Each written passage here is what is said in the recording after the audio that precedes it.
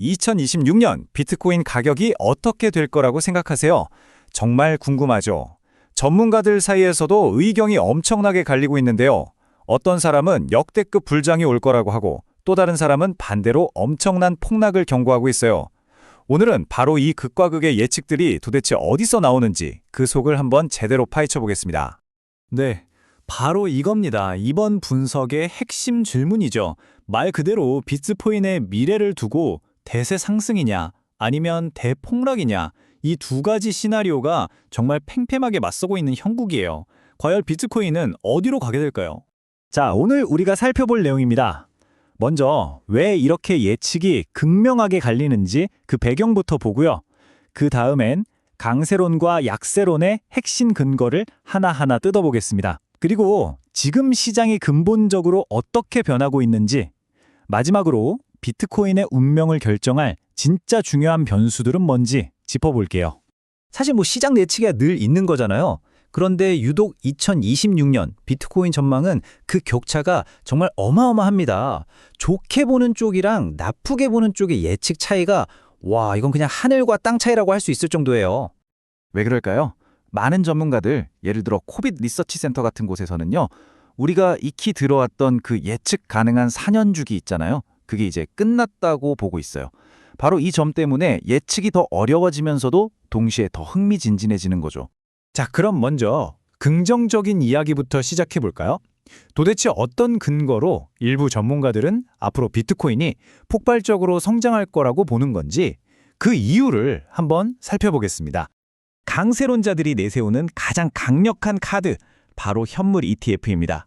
저명한 낙관론자 톰 리는 이걸 아예 게임 체인저라고 부르는데요. 왜냐하면 기관이나 우리 같은 일반 투자자들이 복잡하게 지갑 만들고 할 필요 없이 그냥 주식 사듯이 비트코인을 살 수 있게 됐잖아요. 이건 말 그대로 어마어마한 돈이 시장으로 들어올 수 있는 고속도로가 뚫린 거나 마찬가지입니다. 이런 낙관론은 당연히 엄청난 목표 가격으로 이어지겠죠. 여기 보세요. 25만 달러입니다. 이걸 우리 돈으로 환산하면 3억 원이 훌쩍 넘는, 정말 입이 떡 벌어지는 금액이죠. 그리고 이런 주장을 하는 게 톰 리 혼자만은 아닙니다. JP 모건이나 스탠다드 차터드 같은 내려라 하는 금융기관들도 보세요. 혹시라도 지연된 강세장이 올 수 있다면서 다들 10만 달러가 훌쩍 넘는 전망치를 내놓고 있습니다. 그러니까 강세론의 핵심을 딱 한 문장으로 요약하면 이겁니다. 거대한 기관들의 돈이 이제 합법적이고 안전한 통로로 시장에 들어오면서 시장의 판 자체가 바뀌고 있다는 거죠. 자, 그럼 이제 줄다리기의 반대편으로 한번 가보겠습니다. 이렇게 장밋빛 전망만 있는 건 아니거든요. 약세론자들이 왜 그렇게 경고의 목소리를 높이는지 한번 들어보죠. 비관적으로 보는 쪽은 주로 거시경제, 그러니까 세계 경제 전체의 흐름을 보고 있습니다. 시장에 돈이 마르고 있다는 거예요. 이걸 거시 유동성 축소라고 하죠. 자, 약세론자들이 경고하는 폭락의 균요는 정말 충격적입니다. 1만 달러까지도 떨어질 수 있다고 봐요.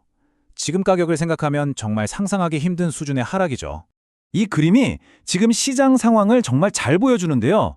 한쪽에서는 ETF로 돈이 막 들어온다고 환호하고 있고, 다른 한쪽에서는 아니 시장 전체의 수요 자체가 줄고 있다고 걱정하는 그야말로 팽팽한 줄다리기가 벌어지고 있는 겁니다. 그러니까 약세론의 논리는 이렇습니다. 경제 상황이 안 좋고 근본적으로 사려는 사람이 줄어들면 ETF로 돈이 좀 들어온다고 해서 그게 얼마나 가겠냐는 거죠. 심지어 베테랑 트레이더인 피터 브렌트 같은 사람은 기술적 차트가 완전히 무너질 가능성까지도 이야기하고 있어요. 그리고 실제로 대신증권 같은 곳의 분석을 보면요, 비트코인 가격이 나스닥 같은 전통시장하고 굉장히 비슷하게 움직여요. 이 말은 결국 세계 경제가 어려워지면 비트코인도 타격을 피하기 어렵다는 뜻이겠죠. 자, 그럼 도대체 누가 맞는 걸까요? 강세론 아니면 약세론? 어쩌면 우리가 지금 질문 자체를 잘못하고 있는 건지도 모릅니다. 진짜 핵심은 누가 이기냐가 아닐 수 있다는 겁니다. 오블록체인 같은 분석가들은 2026년을 구조적 전환의 해라고 표현하는데요.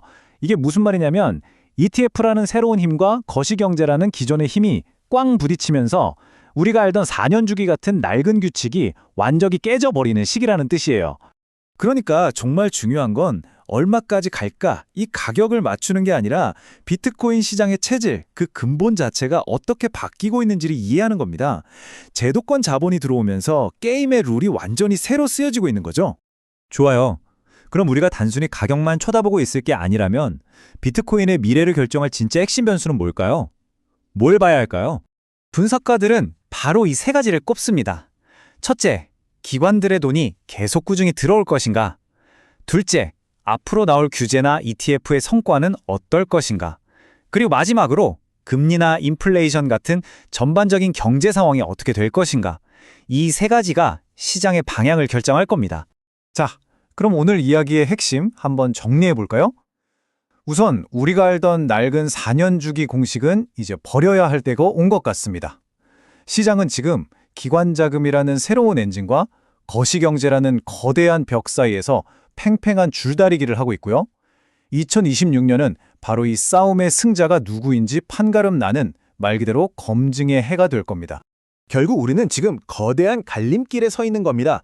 과거의 규칙은 모두 깨졌습니다. 이제 비트코인의 미래는 과연 이 거대한 힘들의 싸움에서 어느 쪽이 이기느냐, 여기에 모든 것이 달려 있다고 할 수 있겠습니다.